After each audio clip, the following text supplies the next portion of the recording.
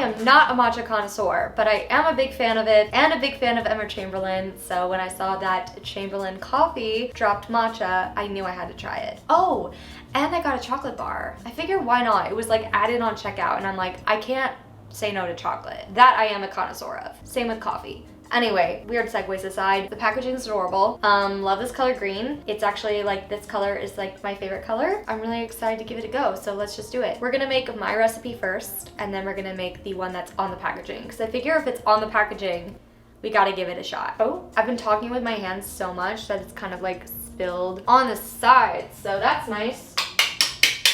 Before we get into the taste test, a little bit about the powder. It's non-GMO, ceremonial grade, vegan, gluten-free, made 100% from Japanese matcha tea leaves, and it smells exactly the way you would want matcha to smell. Just very rich.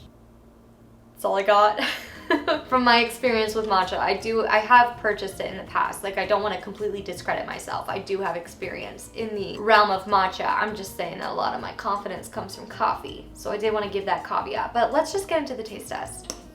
In order for this to be a fair review, I'm going to do my exact matcha recipe, which is going to be 1 to 2 tablespoons of water, microwave that for like 15 to 30 seconds, then add in 1 to 2 teaspoons of matcha powder, mix it all together with a little bit of stevia.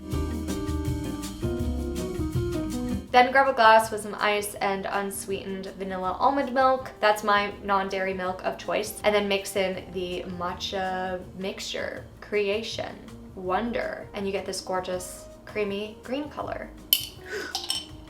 Oh my god. We're gonna try this. Ooh, that tastes awesome.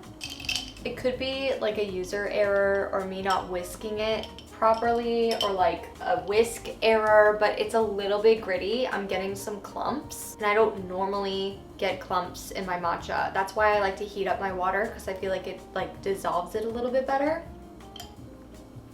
I'm getting like clumps of matcha in my teeth. You can kind of see it here. But in terms of like the flavor itself, it's very rich and creamy, and I love like the actual taste of matcha, so I typically use more powder. So if it's recommending like 1 to 2, I'll do the 2 teaspoon. Did that make sense? That's delicious, honestly. I'm pretty sure that this was $20, and I think for ceremonial grade matcha, that's actually a really good price. I typically see them from $17 to like $35. I'm gonna put this one to the side because I'm gonna be drinking this, but we're gonna try the recipe that's on the actual tin. This says add a half a teaspoon to 1 teaspoon of matcha powder to 6 ounces of water. Whisk it or froth it all together until the matcha is well blended, and enjoy. We're gonna try that. That's interesting. I've never had it with just water before.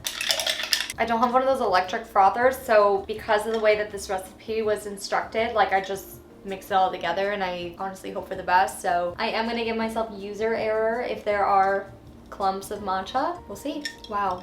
I really like that. That's obviously like the best way to actually taste matcha, to see how pure it tastes, and the flavor itself. It's so rich. It's really smooth. And even though I do see clumps, it's honestly not like distracting. It's not pulling me out of the experience. The flavor, it just is really rich. It just comes really like forward. It's very like light and refreshing. I could see adding lemonade in here and doing like a matcha lemonade. I could see using this matcha powder and making like matcha pancakes or waffles or like cookies. I really like the flavor of the matcha itself. Like that's something that I feel like lacks in some of the other powders that I've tried, but this one is actually like really rich and just light on the tongue. I don't really know how else to describe it, but I like it. I'll give it a thumbs up. Oh, I almost forgot I want to try the chocolate. Okay, so I may have left like the package in my car overnight, and I went to get it last night, and the chocolate bar melted completely. It was literally like completely liquid. So I stuck it in the fridge. I don't know what it's gonna look like as a result, but it's the caramel cream latte milk chocolate, and this is what it looks like now. We're gonna try it anyway because I love chocolate. Oh, and a piece broke just for me. Oh, is there coffee in that? Yeah, I didn't know that. Milk chocolate and coffee in here. Oh, that's yummy. You know what? You could totally like get one of your best friends some matcha. She's got so much merch on there, and then like throw in a chocolate bar. That's actually delicious, but look at what it did. Oh, that got messed up. Oh, that's so good. It's not like waxy or anything. The way that some chocolates can be freaking waxy. I like that. Well guys, that was my review of Chamberlain Coffee's new matcha powder and like a very small review on the chocolate. I hope you enjoyed this review. If you did and you want to subscribe for more, please do.